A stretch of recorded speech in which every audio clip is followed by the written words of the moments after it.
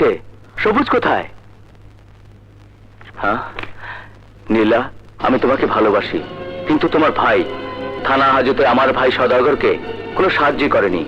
তাছাড়া 5 মাসের গর্ভবতী মেয়েকে নিয়ে সংসার করা আমার পক্ষে সম্ভব নয়, তাই তোমাকে তালাক দিলাম।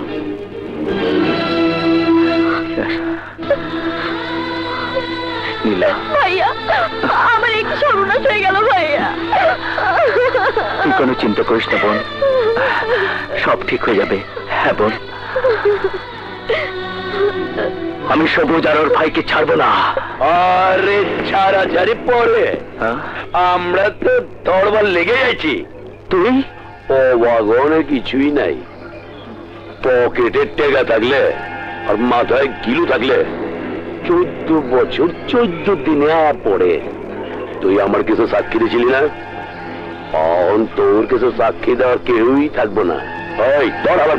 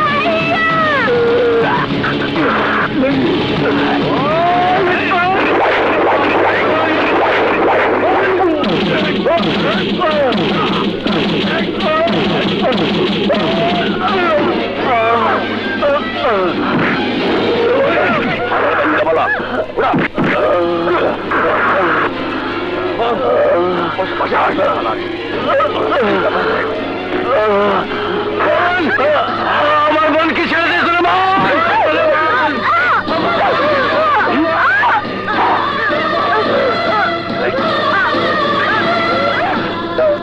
রবি, আমার বোন নিলে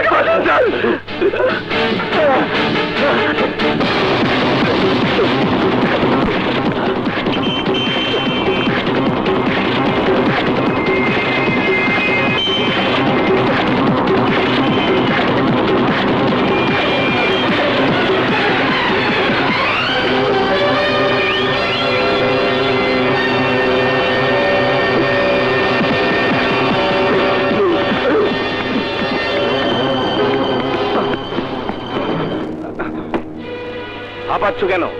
কি হয়েছে অফিসার? স্যার, রবির বোনকে কিছুক্ষণ আগে খুন করছে। বেশ তো, তুমি এফআইআর করো, চার্জশিট দাখিল করো। এসব তোমার কাছে সংবিধানের মতো পবিত্র। খামাখা দৌড়াদৌড়ি করছো কেন? আদালত যখন সুলেমানকে হাজির হতে বলবে, আমি তাকে হাজির করব। Now get lost. Lost and ফাউন্ডের যে খেলা আপনারা শুরু করছেন তা শেষ আমি করব। আপনার পোশাক ও পদবীর কারণে আজ ওরা রেহাই পাইছে, কিন্তু ওরে আমি আপনার সামনে ওর অপরাধের শাস্তি দেব। কেউ ঠেকাতে পারবো না, এটা আমার চ্যালেঞ্জ।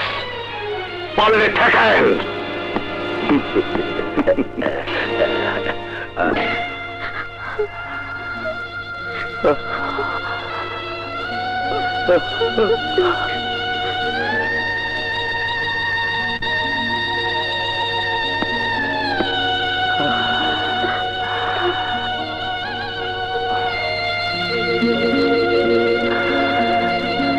স্যার, আমার বোনের খুনিকে অ্যারেস্ট করেছেন তো?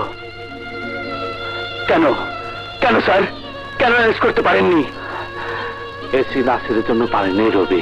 আপনার চোখের সামনে খুন করেছে, অথচ খুনিকে অ্যারেস্ট করতে পারলেন না। তাহলে কি হবে স্যার? ওই সুলেমানের শাস্তি হবে তো? রক্ষকে যদি ভক্ষক হয় তখন আইন খুব অসহায় হয়ে পড়ে। কিন্তু আমি অসহায় না স্যার। আইন যদি শাস্তি দিতে না পারে তাহলে আমি নিজেই শাস্তি দেব। কঠিন শাস্তি। রবি, অপরাধীদের সাহায্য করার শক্তি আর সাহস দুটোই আমার আছে, কিন্তু কোন পথে যাবো এটা ভাইবা পাইতেছি না। আমার সব কিছু যেন আওলাই গেছে। কিন্তু আমার সবকিছু ঠিক আছে স্যার, আমি নিজে আমার বোনের নিরাপত্তা দিতে পারলাম না, তাহলে অন্যের নিরাপত্তা কিভাবে দেবো স্যার? আপনি নিজের চোখে দেখেছেন খুনিকে, অথচ অ্যারেস্ট করতে পারলেন না। ওই এসি খুনিকে আশ্রয় দিয়েছে, তাহলে কিভাবে দায়িত্ব পালন করবো স্যার? বলুন স্যার, বলুন। মনে পড়ে স্যার, আপনি বলেছিলেন আদালতে সাক্ষী দিলে আপনি আমার নিরাপত্তা দেবেন। এই কি নিরাপত্তা? আদালতে সাক্ষী দেওয়ার পরিণতি যদি এই হয়, তাহলে দেশের কোনো মানুষ সন্ত্রাসীদের বিরুদ্ধে আদালতে সাক্ষী দেবে? দেবে না স্যার, কোনোদিন দেবে না।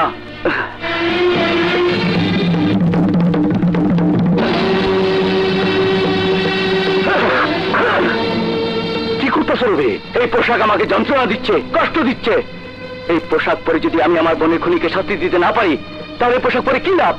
খুলে ফেলুন এই পোশাক, খুলে ফেলুন। আমার বোনের লাশের সাথে দাফন করে দেই, একেবারে সব শেষ হয়ে যাক। রবি, রবি, এই পোশাকের কি দোষ? আরে দোষ তো ভদ্রবেশী শয়তানদের, যারা এই পবিত্র পোশাক পরে সন্ত্রাসীকে বাঁচানোর চেষ্টা করে। তার দোষ করছে রাত্রির মানুষ, সমাজ আর দেশকে সন্ত্রাসের বলয় থেকে ঠেলে দিতেছে। কিন্তু আমরা তা করবো না রবি। শোককে শক্তিতে পরিণত করো। একবার ভাইবা দেখো রবি, সবাই যদি তোমার মতো পিছিয়ে যায়, তাহলে একজন মা তার সন্তান হারা কি করব? একজন বোন তার ইজ্জত হারানো ভাই কি তার বোন হত্যার বিচার পাইবো না? তাই পোশাক পইরা আমরা দেশ বাঁচানোর জন্য সন্ত্রাসের বিরুদ্ধে যুদ্ধ ঘোষণা করবো, যুদ্ধ ঘোষণা করবো। এখন চলো তোমার বোনের লাশ সামনে আমরা এই শপথ করি।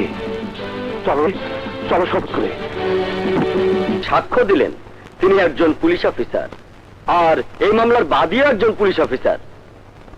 ওনারা কেউ কোনো সাক্ষী হাজির করতে পারেন নাই। নিয়ম অনুযায়ী পুলিশ নিজে কখনো সাক্ষ্য দিতে পারেন না।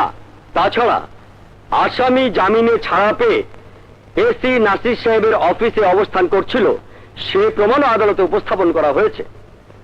আর তাই আদালতের কাছে আমার অনুরোধ, যেহেতু পুলিশের সাক্ষ্য আদালতে গ্রহণযোগ্য নয়, সেহেতু আসামি সুলেমানকে বেকসুর খালাস দেওয়ার জন্য অনুরোধ করছি। That's all your honour. মহামান্য আদালত, আমি এই ব্যাপারে কিছু কথা বলতে চাই। অনুমতি দেয়া গেল। ইওর অনার, এদেশের 14 কোটি মানুষের যে অধিকার রয়েছে, সে অধিকার পুলিশে থাকবে না কেন? পুলিশ দেশের মানুষ, পুলিশের আত্মীয় স্বজন আছে। একজন পুলিশের সামনে সন্ত্রাসী তার বোনকে হত্যা করবে, অথচ পুলিশের সাক্ষী গ্রহণযোগ্য হবে না। এ কেমন আইন ইওর অনার? পুলিশ কি দেশের নাগরিক নয়? আমার চোখের সামনে এই সুলেমান ইরাকে হত্যা করেছে, অথচ আদালতে আজ আমার সাক্ষী কোনো মূল্য নেই। পুলিশ হওয়াটা কি অপরাধ? আপনি বসুন mister Azad. Thank you milord, thank you. সমস্ত সাক্ষ্য প্রমাণের ভিত্তিতে এই মামলার আসামি জনাব সুলেমান চৌধুরী সম্পূর্ণ নির্দোষ প্রমাণিত হওয়ায় আদালত তাকে বেকসুর খালাস প্রদান করছে।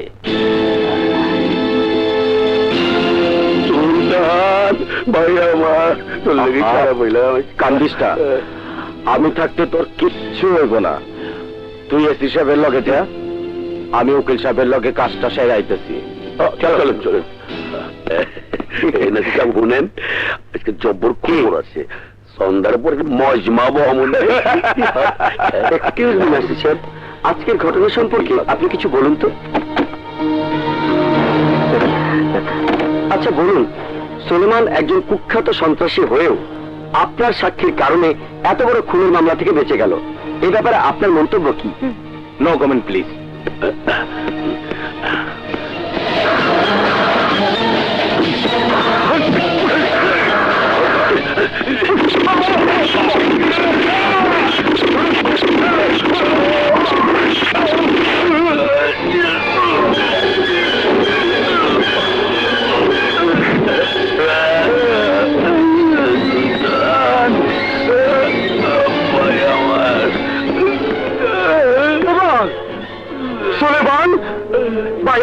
কথা কবাই সুলেমান কে তোরে গুলি করছে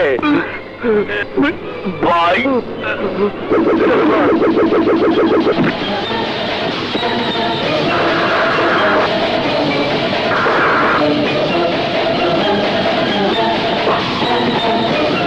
সুলেমান সুলেমান সুলেমান উঠুন sir.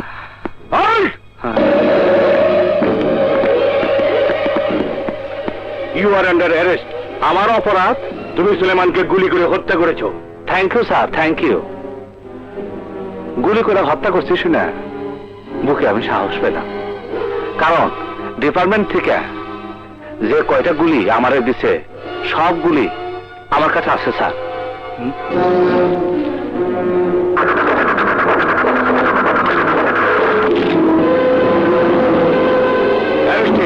Order order order. Your honour, আদালত থেকে ছাড়া পেয়ে সুলেমানকে নিয়ে আমরা যাচ্ছিলাম। আমার চোখের সামনে এই ইন্সপেক্টর আজাদ সুলেমানের বুকে গুলি চালিয়ে সুলেমানকে নৃশংসভাবে হত্যা করেছে। Your honour. No your honour, Azad sir আর আমি যে উঠতে গেলে এসি নাসির স্যার মিথ্যে খুনের অভিযোগে আজাদ স্যারকে গ্রেফতার করেছে। মিথ্যে, সব মিথ্যে কথা। আজাদ আমারই চোখের সামনে সুলেমানকে গুলি করে হত্যা করেছে স্যার। মহামান্য আদালত ব্যক্তিগত আক্রোশে কাউকে অভিযুক্ত করা জায়গা আদালত নয়। এখানে আবেগ দিয়ে কিছু হয় না। আদালত তার আইনের গতিতে চলে, আর আদালতের নিয়ম নিশ্চয় কয়েকদিনের ব্যবধানে বদলে যায়নি। What do mean? এসব আপনি কিছুই বুঝতে পারছি না।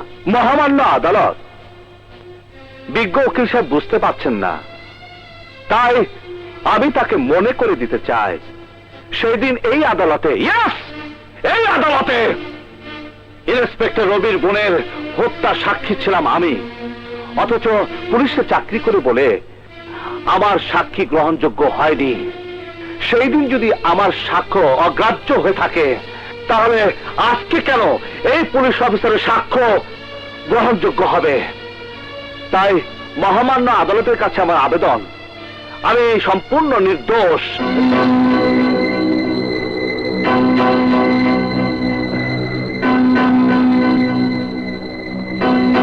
সমস্ত সাক্ষ্য প্রমাণের ভিত্তিতে আদালত ইন্সপেক্টর আজাদকে এই মামলা থেকে অব্যাহতি দিচ্ছে এবং তাকে চাকরিতে সসম্মানে পুনর্বহালের নির্দেশ প্রদান করছে।